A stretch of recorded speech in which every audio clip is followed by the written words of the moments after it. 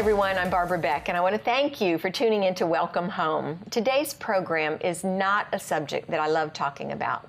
Honestly, there might be some discussion today that will be disturbing and difficult, but I'm committed to talking about subjects and even social issues that help improve our lives and move us closer to Jesus Christ.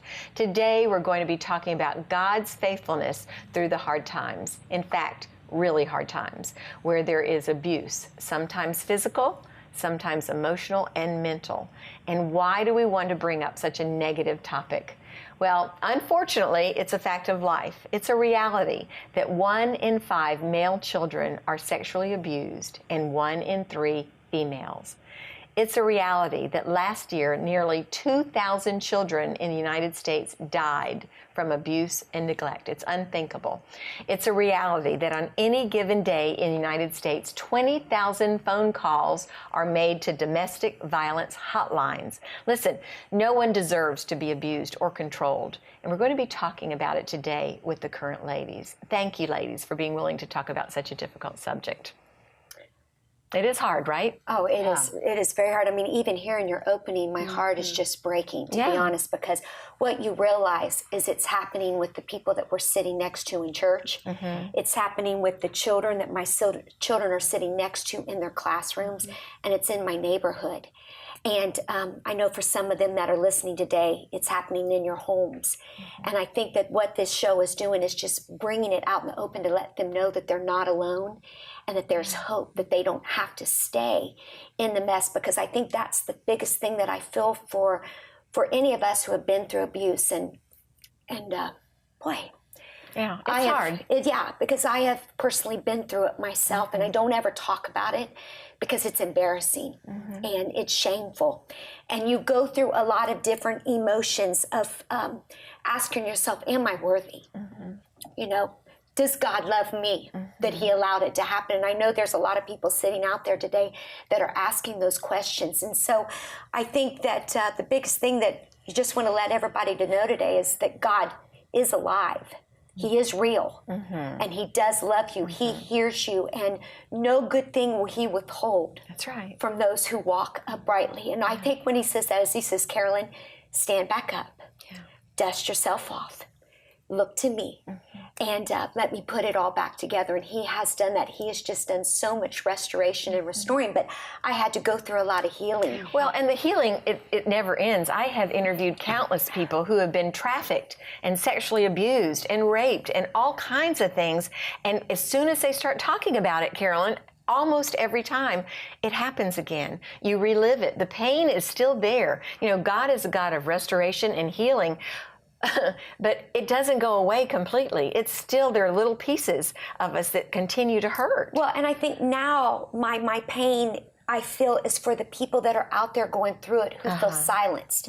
Because you feel like you're in your own nightmare and you can't get out because whether if it's a child, whether if it's for some women who they don't have any money and so their husband is verbally abusive to them and they tell them, I mean, listen, they're said things to them. Hey, I pay the bills.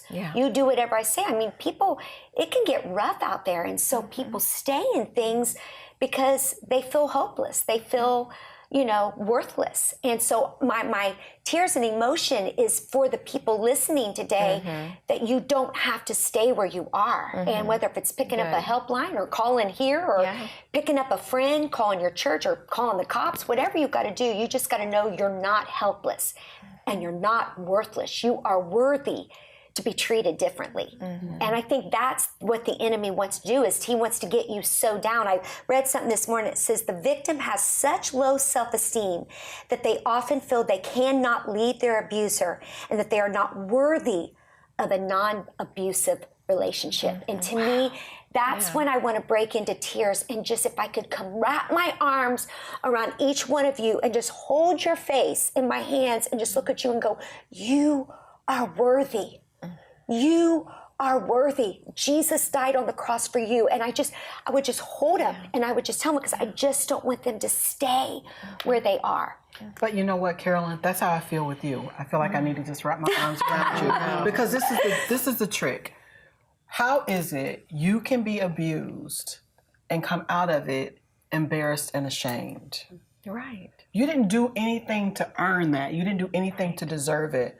It was what somebody did to you. But somehow you end up feeling embarrassed and ashamed.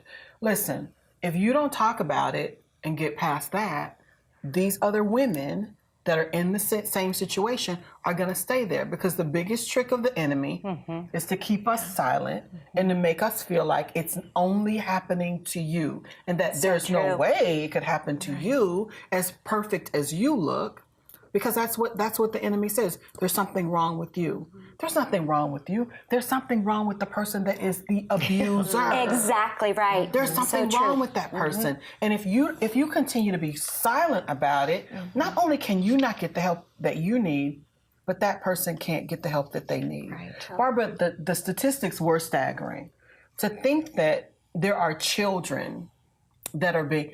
The statistics weren't even about adults. It was about children. Right. Well, you know what? If you're in an abusive relationship as an adult, it's only a matter of time before the abuser is going to go from you to your children. Yeah. As a single mother, that for me, that was like, pack it up and run. Right. If a guy said something to me that made me feel some kind of way, I was done. Don't even call me again. You don't have to settle. But I think a lot of times we are having, as women, we're having difficulties making ends meet and taking care of the needs of our house. And we feel like we need this man that is going to come along that's going to help us to be able to meet those needs. No, God will help you meet those needs. And there are agencies out there that will help you as well. What you don't want to do is put yourself in a situation where you are being abused. And it never starts off as physical. It always starts off as something small, something verbal, some form of control. And a lot of times, Barbara, we think it's cute. All of a sudden, he doesn't want you to go out with your girlfriends. Well, those were your friends before you met him. So why can't I talk to my girlfriends? Why can't I go out with my girlfriends? They start out by trying to get you away from everybody that you're close to and everything that you're familiar with. But we think it's cute because he just really wants to be with me. No, he's controlling you. And it's a trap. And you're going to get caught in that trap and not know what to do and not know how to get out. Yeah. And I think it's important to start recognizing the warning signs, because I can't tell you, we work a lot, you and I both do, with youth and with young single girls. And I can't tell you how many of these girls that come up for prayer weeping that they've been abused by a teacher or sexually molested by their mother's boyfriend or by a friend of the family. I mean, you all, we walk around with our little pretty stuff on and our smiles, but the pain that's really happening in these kids and in people's lives, it's not just women, it's men, it's everywhere. But, I think it's so important that we begin to take it off. And like you said, but even though we can hear that, there is so many messages out there as people that are trying to protect their families. There's so much that comes to it. And sometimes that abuser is somebody that you love. No, most of the time it is. And so you're trying to... it's somebody familiar. Yes, so you're trying to protect. There's so many mind manipulation games that come along with it. And so I think what the important part is that we get out here and we talk about it in a real way to let you know there's nothing wrong with you. Somebody has to speak truth. Because the truth sets you free, right? Yeah. Well, and there's this interesting thing going on in America that's been happening for years and years and years. We are not comfortable talking about shame. Shame is not, we can talk about almost anything else, but we can't talk about shame. And what's the opposite of shame? The opposite of shame, I think, is vulnerability. If we can be open and talk about our experience, think about someone who maybe has lost their job in a much different context. They might feel shame in that. So they don't want to open up. They don't want to talk to someone else about that. Someone who's going through an experience like this, you feel shame. And when we feel shame, there's pressure to be quiet. And when we're quiet, we can't seek truth. And we can't invite people to walk in the relationship with us so that we may grow and we may learn and we may help others. And you got to remember, the victimizer is also putting that shame and manipulation on you because they need to do that to keep you down, to keep you shut up. And so it's why it's so important that they hear this, because that person will say, well, if you for a woman who is beaten or whatever, well, if you wouldn't have said that to me, or if you wouldn't have done that to me, I wouldn't you made me do that. Listen, I didn't make you hurt me at all. And I think it's just, once again, it's revealing that truth that you have your own self-control. I have my self-control. And there is boundaries that God put. Here's my body. I'm intact. You are not allowed to touch it unless I give you permission for that, and you're not allowed to hit me. You can't say those things to me. But it's the shame and the manipulation is them doing it to keep you down so you don't. And I think that's why today these shows are so important, because they need to hear the truth and get set free from it. And I think that's powerful. Let's go in a slightly different direction and let's talk about our children, because you kind of referenced warning signs. What can we as moms and grandmothers do, and grandfathers and fathers out there who are watching? By the way, there are so many dads out there watching. I see you in public all the time, and you talk to us and you thank us. There are guys watching this segment right now, and I love it.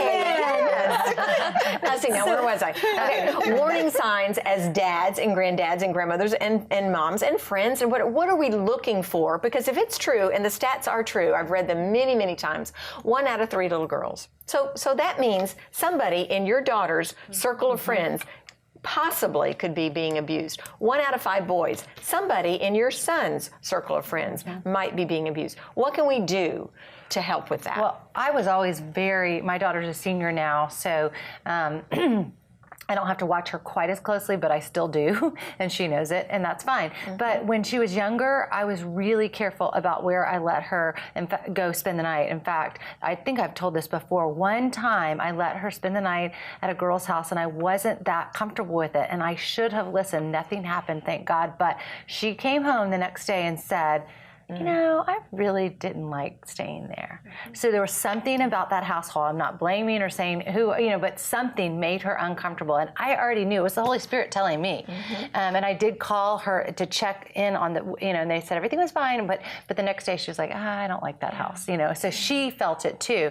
And I think it's super important. If you're not sure about your children's friends, you have them come to your house. The party's always at our house. I just have everybody to our house. And so you just have to be super protective about where they are and who they're with, even if it's relatives, I think. It's staggering to me that it is relatives that happens with. I just can't even fathom it. But I do know the biggest shock to me, Leanne, was when interviewing girls who had been trafficked, oftentimes by their moms. I mean, we can't even fathom that. Hopefully nobody can identify with that out there today, that a mother would sell her daughter. But it does happen, and we don't understand. But the ravages of abuse are pervasive in our society. And what we need to be doing is protecting our little ones at home as much as we can without smothering them. We've talked about with Mary Grace, your middle child, my only granddaughter at this point. I worry about her when there's spend the night boys that come over. You can't stay awake all night. You don't know what little boy is going into her room in the middle of the night. You don't know, what male babysitter. I know we don't do male babysitters, right? No, and there's probably some great male baby. One of our good friends said, I used to babysit when I was a kid. It was fine. He's a pediatrician, and I don't want to demonize the male population. They can't babysit, but we have some strict rules in our family. And we also have, before, when we have house guests, or if we have some boys spending the night, our bedroom is on the other side of the house as our kids' bedroom. And sometimes we'll just pull Mary Grace in with us and allow her to stay.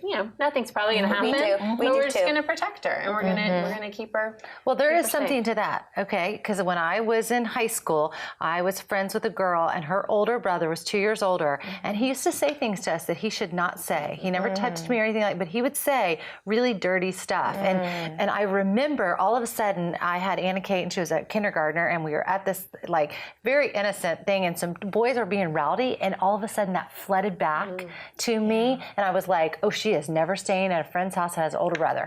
I mean, I just was like, I'm not letting her do it, and I never did. Because you don't know that mom and that dad are going to protect her like you do at your home. And don't know what that child has heard or seen on the internet or whatever. Just the things he would say were just gross, So you just have to be careful.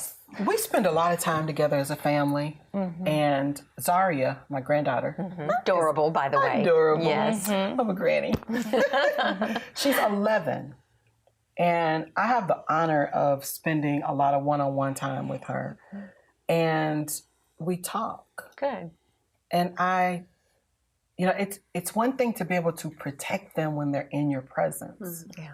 But we have to give our kids the tools to be able to know what abuse is when they're away from us. And I'm always, telling her, if somebody does this to you or they do that to you, you need to let mommy know, you need to let granny know. You need to let us know because that's not right. And we did the same thing with our boys. And I know we talk a lot about abuse and we say males. There's a lot of female abusers. And so you can't just look at it from one perspective, if you will. But the other thing I wanted to say is this. Again, as it relates to the kids, we have to arm them so that when they're away from us. But the thing that happens, particularly with children, is as they get older in particular, if they're confronted with abuse, they have so many things going on in their head. Like, are they going to believe me when I tell them? What's going to happen when I tell my mommy that this is what this boyfriend did to me? Where are we going to live? What are we? And so we have to, as parents, we have to be able to create a secure environment for our children to know that they can come to us regardless, and that nothing is more important to us than their security and their safety, because kids listen. And so if you're worried about how you're going to feed your kids, you're worried about where you're going to live, it happens a lot in situations like that, Barbara. You have to let those kids know, you know what, it doesn't matter. I'm not going to tolerate anybody putting their hands on you or saying mean things to you or dirty things. It's just not acceptable. And the kids, they have to know that they can always come to their parents and not be worried about repercussions, and that you're going to support them. Or not be ashamed if it has happened, and to be able to talk about it, because I know the people that I have talked to, it's almost therapeutic. Even though you revisit it a lot of times in your mind, it's good for us to talk about things. And that's why we have panels like this and social issues and the ravages of abuse in our culture. We've got to be talking about it. We've got to shed a light on the darkness. Can we just close with a scripture? Anybody have one that's really strong? Sure. Ephesians 6:4 just says, because it starts with the parents, and it says, "Fathers, do not provoke your children to anger, but bring them up in the discipline and instruction of the Lord." And it should say mothers and fathers. Yes, that's a lot of responsibility. If you think about the stats, then all those people will go on to be parents, and they've got to shut it down. We've got to shut it down. That's right. Thank you, ladies. Appreciate you so much being here today with us. Viewers, if you want more information, I know there are all kinds of resources out there, great books to read, great people to talk to. We're always open to you calling us here at Good Life 45. So really appreciate you. And we've got more coming up. So stay with us. I wasn't living for God, but that small child within me still believed there was a God. And I believed that it was God that spoke to me. I do too. Which also led to a lot of emotions that I struggled with, because if God helped me get out of that forest, then God knew I was there. If God knew I was there, then he let that man do that to me. And I struggled with that for the longest time, because if God is supposed to love me, why did he let that happen to me? Hi everyone, I'm Barbara Beck, host of Welcome Home, and I want to let you know how very grateful we are to you for supporting your Good Life 45 Christian station. So many of you pray for us, and we really love that.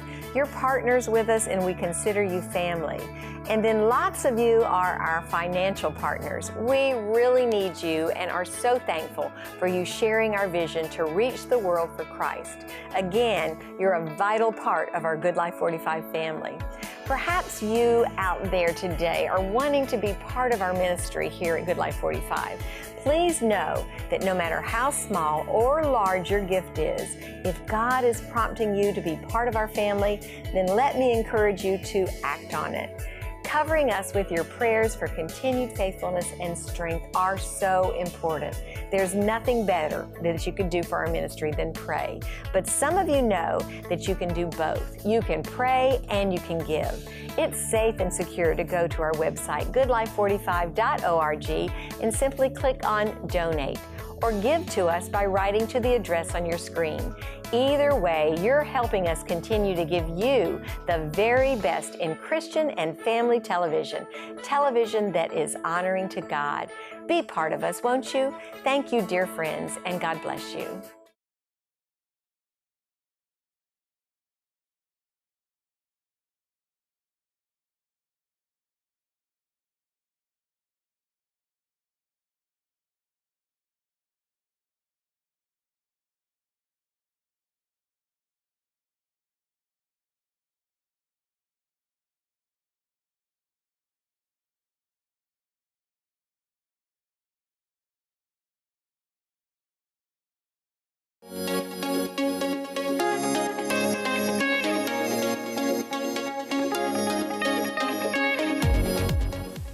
Oh, viewers, I'm so glad that you joined us today. This is such an important story that you're going to be hearing, and an important program as we talk about the ravages of abuse. And so many of us in different ways have been abused, whether it's physically, emotionally, spiritually. There are lots of different things that we need to be talking about when we talk about abuse. And the story you're going to hear today is one of great redemption and a restoration of a life. Diana Oakley is here to tell her story. She wrote a book called Intended Harm. And I'm sure that's from the verse in Scripture, what man intended for harm, God intended for good. So I'm looking forward to having you meet Diana, and she's brought along with her today also Barry Johnston from Discovery Church, who is the care pastor there. And I want to welcome you all to the program today. Thanks for being here. Thank you very much. Barry, let's start with you. What do you do there at Discovery? What is care? Care Ministries is the extension of Ministry of Discovery that allows us the opportunity to provide support to people who find themselves in various stages or places of heartache and trouble and pain. So we offer 7, 8 different branches of support, all different kinds, different levels of trauma and support for where they're at. So what are some of those different areas of trauma? Well, we offer a support group for people who are navigating the changes and the trauma that divorce can bring. We offer a support group for those that are suffering the loss of a loved one, bereavement. Okay. Yes. We offer a support group for moms and dads who are really struggling with the fact that their child has walked away from faith and family, and they don't know how to deal with that. Right. And so we come alongside them to help them figure that out and not contribute anymore to the conflict or the tension. We offer a support group for those that are dealing with substance abuse issues that either are prescription meds or street drugs. Support group for those dealing with codependency relationship issues. We offer a support group for men dealing with sexual addictions. Interesting. And then also their wives who are dealing with an issue that they never imagined they would deal with. Right. Then we also offer a group for women who are what we call post-abortive. They've had an abortion, and now they deeply regret that decision, and so they deal with the heartache and the grief and the pain, and it's so secret, and they get stuck. And so we come alongside them to help them through that process. And then we also offer a support group for women who have been sexually abused, and they stay silent in that abuse, and they themselves get stuck and don't know where to turn or who to turn to. Well, thank you for what you're doing. That's an amazing ministry there. A lot of churches don't want to broach those subjects. It's nothing that's fun to necessarily talk about or to even associate with if you are one of those victims of one of these different areas. Do I really want to expose my dirty laundry to my church? But you need to. You know, God calls us to be transparent. Don't you find great healing in having support groups and people sharing their stories? Oh, the stories. Yeah. The stories are amazing. We get the front row seat to watching real, true redemption, life. The light comes in people's lives, the hearts get restored, and they're not our stories to tell, it's their stories to tell, but we find people coming in the door, and what they're looking for is comfort and compassion, and when they find that, then they wonder, if I told you my story, would you still be offering that comfort and compassion? Right. And so we try and empower this principle called accept one another, ACCEPT. And when they feel accepted in that comfort and compassion, then we begin to share with them that there are restorative processes that we offer to take them from where they are to where they maybe can't even imagine or have hope that they could ever become. Are you a counselor? Because you sound like a counselor. Only by life experiences.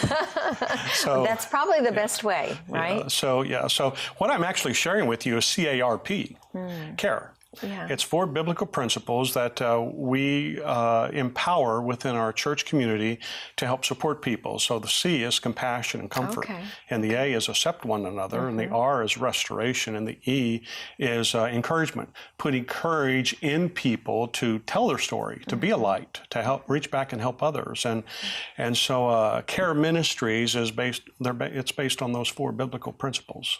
Well, Barry, I know when you sent me a while back the story of Diana Oakley. You sent me the video, and I watched this video, Diana, and I thought, wow, how does anybody ever get over what happened to you? It was a wildly, horrifically abusive situation, one that, I almost see you recoiling a little bit, even thinking about it, because I'm sure even though God restores and redeems and rebuilds our lives, there's always going to be the pain in remembering what happened to us. But I've not read your book yet because you just handed it to me. I can't wait to read it because I want to hear more about your perspective. But your story is powerful because right now you are helping others who have also gone through trauma like you have gone through. Can you tell us a little bit about what happened at the age of 17? Well, when I was 17, I was not living for God. When I was younger, I had committed my life to God, but as I got older, I drifted away. And so when I was 17, I was riding my bicycle, and a man hit me from behind with his pickup truck. And he pretended it was an accident and that he wanted to take me to the hospital. And I believed him. I mean, this was a long time ago, before cell phones. I lived in upstate New York. We were in the middle of nowhere pretty much. And he seemed genuine. I trusted him. I got into his truck, and instead of taking me to the hospital, he drove me to the woods, where he sexually assaulted me.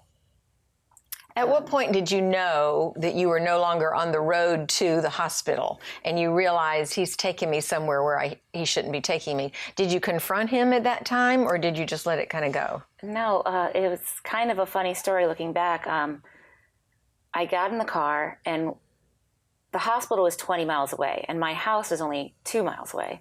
So we were actually going to go to my house, call 911, and have the ambulance come. But halfway to my house, he said he forgot his registration and license at his house. And would I mind terribly if he would drive me, if we could go to his house real quick and he could get them. Red flag yet? A little.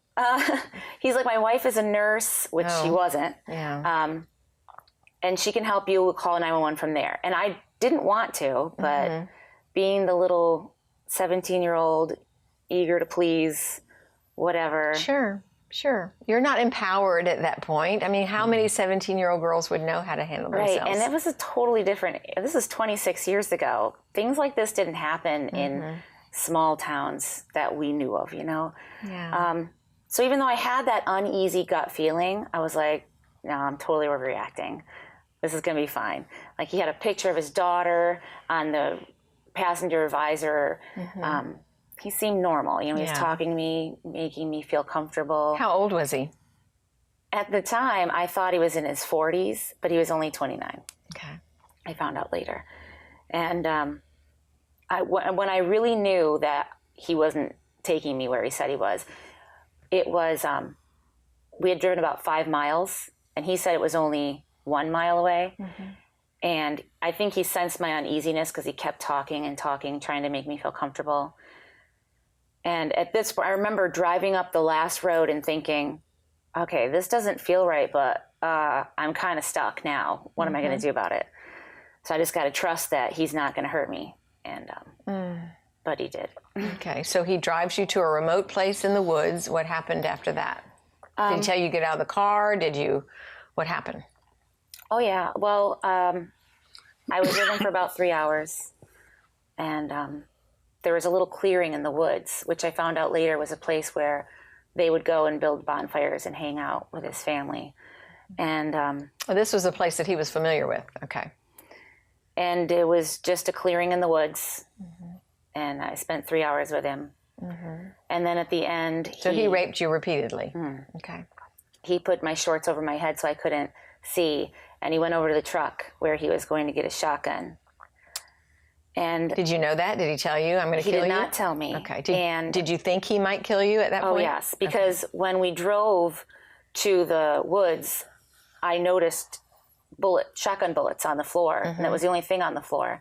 And when I saw him go to the truck, even though I had my shorts over my head and I was blindfolded, I peeked. I was sitting on a blanket, and I had my knees drawn up close to my chest. So I used my knees to push his shorts up just enough so I could see what he was doing. And I saw him pick them up off the floor. Oh. And then I saw him go to the back of the truck. And so I knew that he was getting a gun. And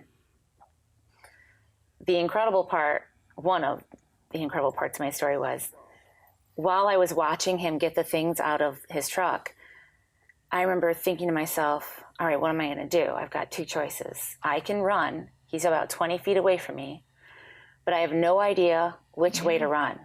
I'm barefoot. My hands are still tied behind my back. Or I could just accept the fact that this is it, and this is how I'm going to die. And while he was at the truck, I actually chose not to run. I felt I had no way out. I was emotionally exhausted, and I was just tired of fighting.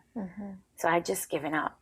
And did you cry? Did you talk to him, implore with, just try to get him to stop, to leave you alone, to say, just what were you saying? Or are you quiet the whole time this is going on? Mostly quiet, but I remember asking him questions about, are you going to let me live?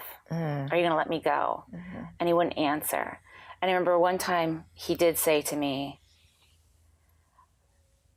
this is so much better than that time I raped the 10-year-old girl. Oh, gosh. And I asked him if he'd let her live. And he didn't answer me. So, but in my mind, I still thought that I'm gonna get through this. I'm gonna live through this. Like, this doesn't happen. This isn't happening to me. This kind of stuff doesn't happen. So I thought that I was going to get through this. But when I saw him get that gun, I knew that there was no way out. And so while I was sitting on that blanket and I completely surrendered, I clearly heard somebody say to me, stand up, turn around and run.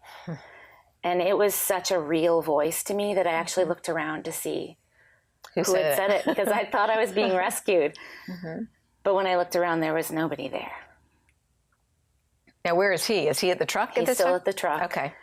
So I figured whatever that was, I believe now that it was God. At the time, I did not. I didn't know what it was, but it was that voice that gave me the courage to keep fighting. So I pushed my shorts up off my head and I turned around and I ran.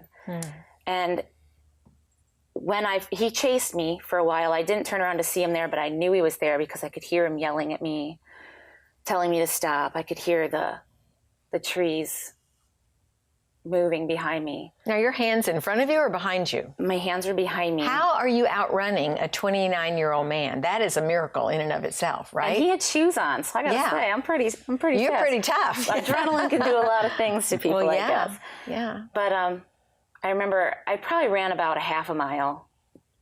Couldn't have been more than that, when I broke through the tree line and I ran towards the closest house. And they helped me. They called 911. And I remember they wrapped me in a blanket, and I was sitting in this chair, and I looked back at the forest that I just came from. And it was massive. Like, it was part of the Appalachian mountain chains that run through southern upstate New York.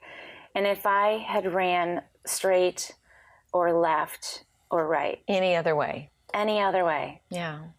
So I thought that was pretty amazing. What were the people like who received you? Did they believe you? Obviously, you're tied up. They had no problem believing you. I was hands behind my back, naked, blood from head to toe because my head was still bleeding from when his truck hit me, and all the scrapes I got from the bike wreck. ride and running through the forest. Yes. It was a really thick forest, and I had no way to protect myself. So I probably looked a fright.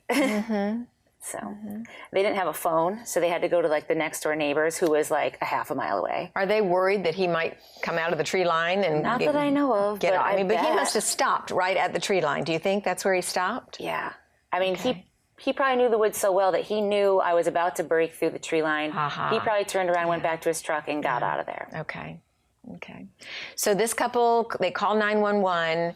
You get to the hospital. Somebody examines you. You get how does Diana Oakley live another day after this? Are you just so grateful to God at this point? Do you know God yet? What are the next days like for you? Not easy. I didn't want to talk about it. I didn't want to deal with it. I didn't know how to deal with it. I mean, this was 1991, dating myself.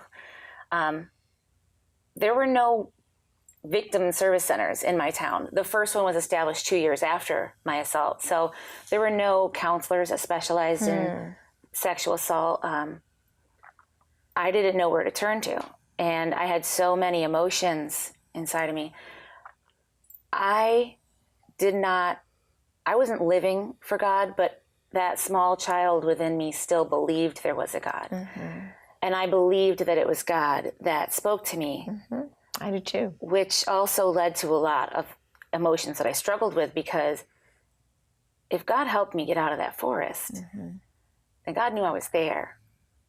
If God knew I was there, then he let that man do that to me.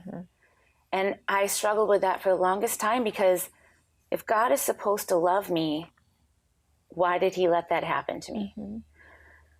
So there were many years where I was very angry with God.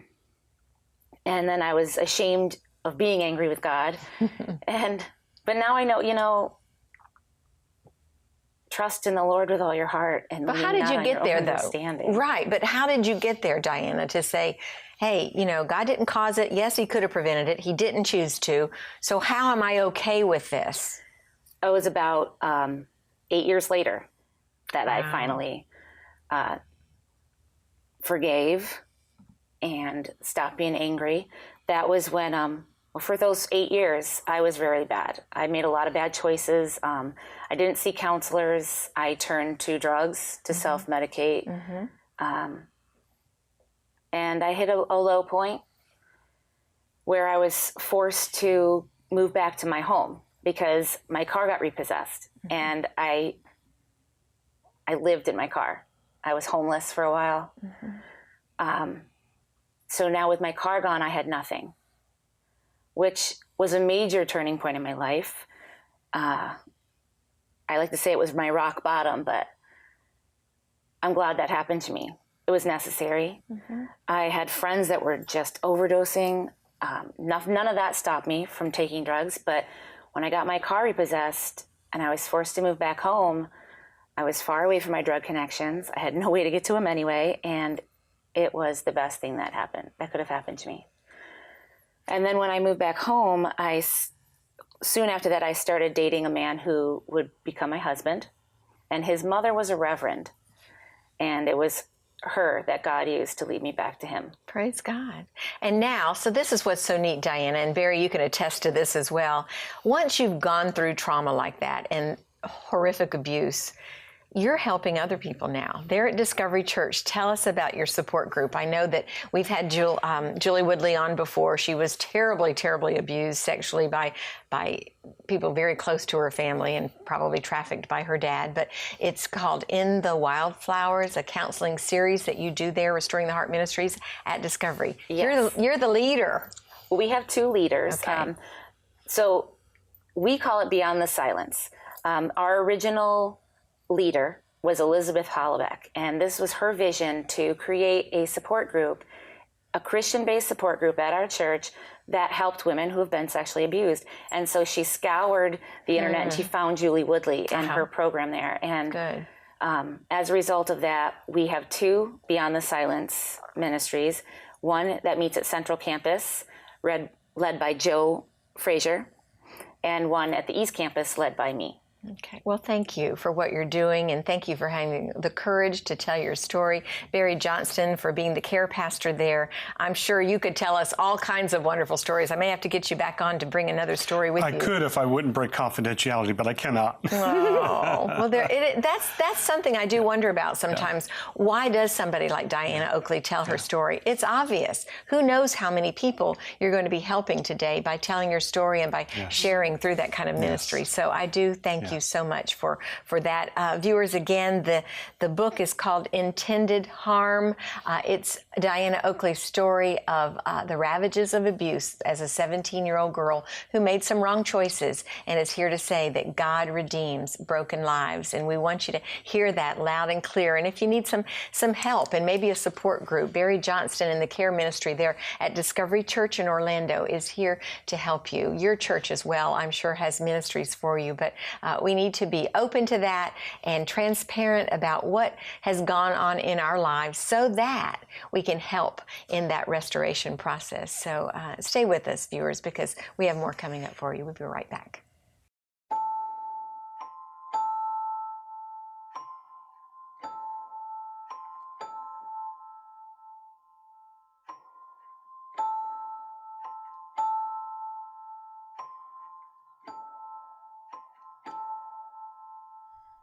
I rode my bike a lot. I loved riding my bike. I loved to take long bike rides all by myself on rarely traveled country roads with nothing but the sounds of nature around me. There was something so peaceful about being by myself. It was silent, and I always appreciated the silence. It was the beginning of spring in 1991. I was 17 years old and had decided to go for a bike ride to a park where I was hoping to catch a glimpse, or better yet, a conversation with a guy named Mark who I had a crush on. Well, I didn't run into Mark. Instead, I was hit from behind by a pickup truck. I was injured, and the man in the truck told me he would take me home. But he didn't. He took me to the woods. What happened from there is not necessary to explain, nor helpful to the imagination. But after several hours, I found myself bound. The man went to his truck to get what I believed would be my end.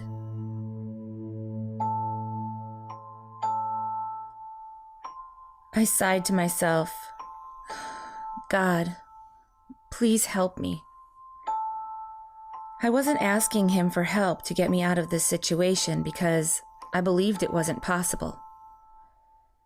And after all, I wasn't too sure God would listen to me anyway. I had turned my back on him a long time ago. If anything, I was just crying out in desperation, asking for the strength to endure what was surely coming next. My end. It was at that moment that I clearly heard someone tell me to stand up, to turn around, and to run. I remember being startled for a second and thinking, did I just hear that? I know this might sound crazy, but I believe it was God giving me guidance, telling me what to do. I hadn't spoken to God in a very long time, so I didn't understand why he would be speaking to me at that moment, but I decided to listen. I turned completely around and ran into the woods. I can still feel the adrenaline. I can still see the trees and the forest floor in front of me. He chased me to the end of the forest, but he stopped when I broke through the tree line. In retrospect, had I run in any other direction, I would have been lost deeper into the woods. There was a house 200 yards away, and an older man and his wife who lived there cared for me until help arrived. But I was marked. I would never forget this moment in my life.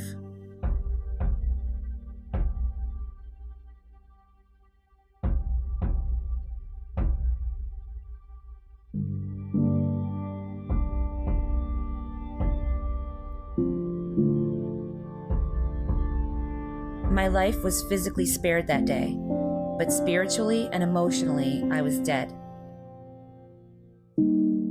I deeply questioned God's goodness. Although they apprehended and convicted my captor, I wouldn't relationally open up to anyone about what had happened to me that day. I thought, that day had destroyed me. For 16 years, I thought I would never be a normal person with normal relationships and normal fears and normal expectations. For 20 years, I wouldn't ride a bicycle. The years following my incident were dark. I worked as a dancer and lived as a drug abuser. I was grasping for happiness around every corner, but because of the shame I had not dealt with, every attempt at becoming full ended empty. When I was 9 years old, I had given my life to the Lord. And even though I had turned my back on him, I couldn't shake the sense that he had never turned his back on me. In 1999, I was at a church and heard the message of Christ's love for me all over again. I became more aware of my hopelessness and vain attempts at finding paradise, so I surrendered my life to him anew. At that point, it felt as if things around me were slowly falling into place. I started regularly engaging with a church community. I found that I was happy a lot of the time for no particular reason. It's taken a lot of time, a lot of help, and a lot of trust, but I have experienced God's transforming restoration in my life. It's hard to explain. Every so often during my journey, I would feel God's pull even when I was in my darkest hours, especially when I was in my darkest hours. I believe that God had a plan for me. I've learned that you can turn your back on God, but God will never turn his back on you. There were points in my journey where I believed freedom would never be possible again. However, because of his grace and power, I have been given the courage to get back on the bike and keep pedaling. God's been using my story to create restoration in the lives of others as well. Next month marks the 22nd anniversary of the darkest day of my life. But it also marks the day God heard my cry and called me out of the pit.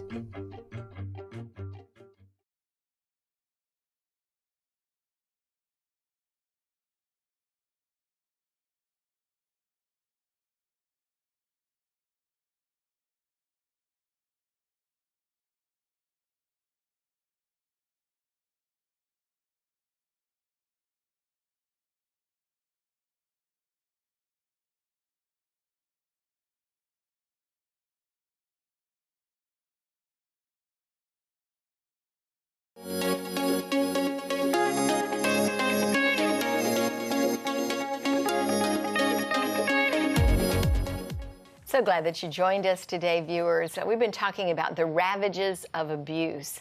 And this is just such a unique person who's come across our path today to talk to us about her ministry that involves domestic violence. And she has a kind of a different spin that you're going to love and be very interested in, hence the lipstick on the table. So I'd like to introduce you, viewers, to Cheryl Kurland. Thank you, Cheryl. You've actually been here before with me. It's been a few years, but I was here, yes. Yeah, yes. so We're glad old to friends. have you. Yes. Yeah. Glad to have you back again. Oh, thank you. Thank you so much. So you're involved in a ministry with women who have been involved in domestic violence. Yes. Right? Yes. Tell us how you got involved with that. It was quite by chance, and it's the forces of God, the forces of the universe. I was doing a lot of college speaking, and I became very aware of the whole issue of domestic violence and dating violence. And then I was not doing anything one summer, and I took the Community Law Enforcement Academy through the Seminole County Sheriff's Department. There was a one night about domestic violence, and it just lit a fire inside me, and I said, everything I've been saying to college women, I can share with victims of domestic violence. And then one thing led to another, and somehow lipstick became my modus operandi. So what is the deal with the lipstick? What are you doing with lipstick? The nonprofit is called Find Your Fabulosity. Love that. And what we do is we collect and donate new lipsticks to domestic violence shelters for women all around the United States and all 50 states. And to us women, you know, lipstick is everything. We don't leave the house without putting on our lipstick. But to a victim of domestic violence, it's a tool that means I'm still beautiful, I still have an identity, and I still have a voice. So it's almost like a symbol. It's a symbol of their self-worth, and I would even think, Cheryl, and correct me if I'm wrong, that once you get made up, once you get your lipstick on, it sort of empowers you. It definitely right? is. It definitely is. I've seen the transformation. Yeah. I give workshops for domestic violence victims, and at the end, I'll give out the lipsticks. And I say, just thank you for coming. I've got a little something for you. And they help each other pick the right color. And it's just a woman party breaks out, and they just transform. Great. It's like, wow, there's the real person, the true you.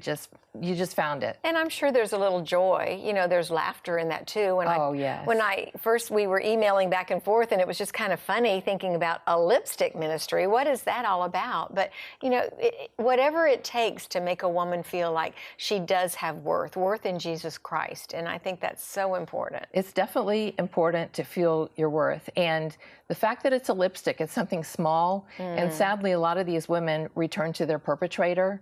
But and the perpetrator's taken everything from them. But a lipstick is something they can put in their pocket, or they can tuck up here, and nobody's going to know it's there. And it still says, I have a heart, I'm someone. Exactly. Yeah. So tell us, Cheryl, how would you define abuse, particularly with girls in college? And I guess they're guys too, but we're primarily talking about women with Fabulosity.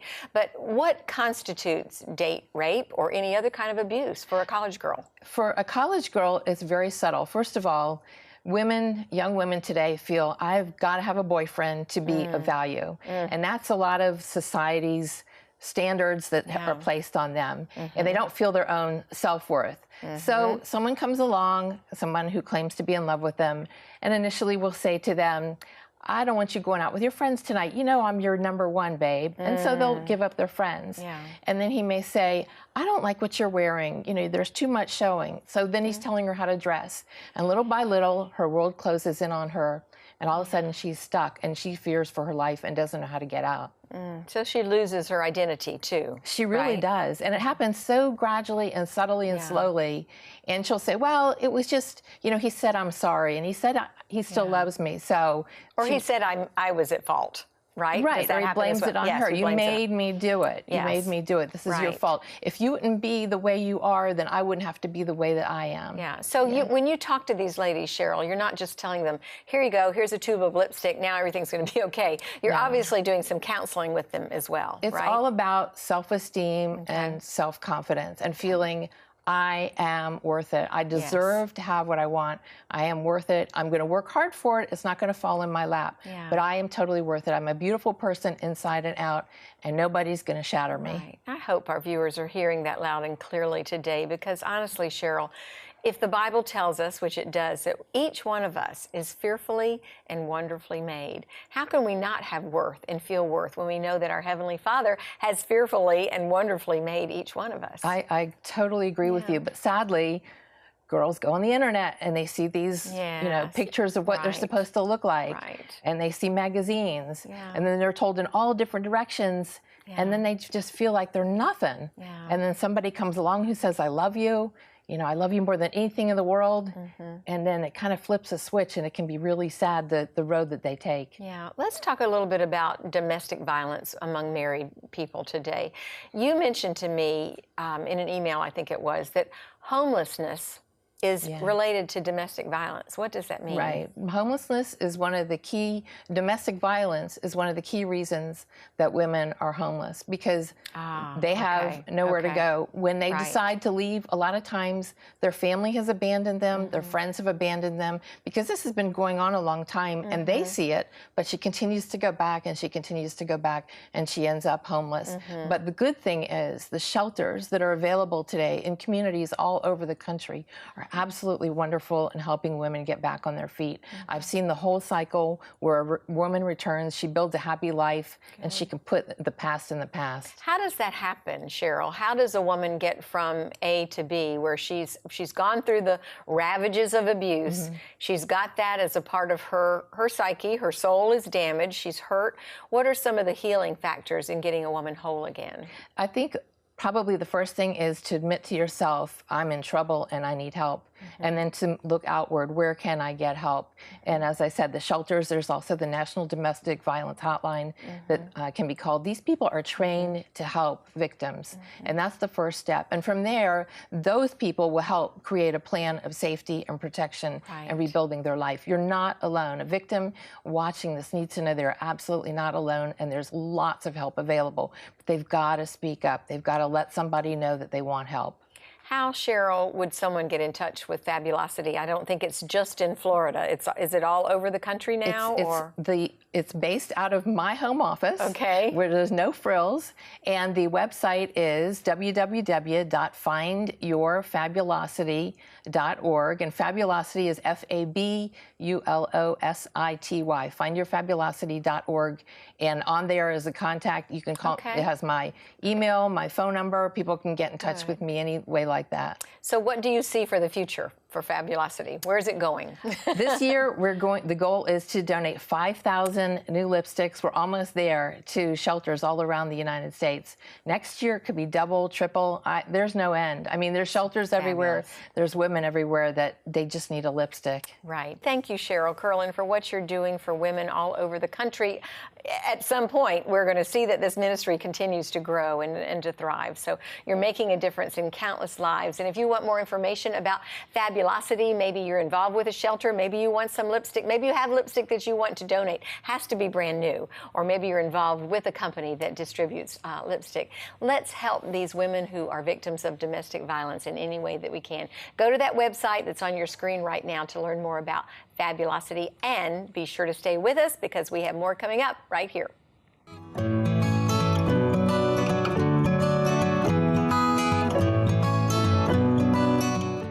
I hope you got a lot out of our program today.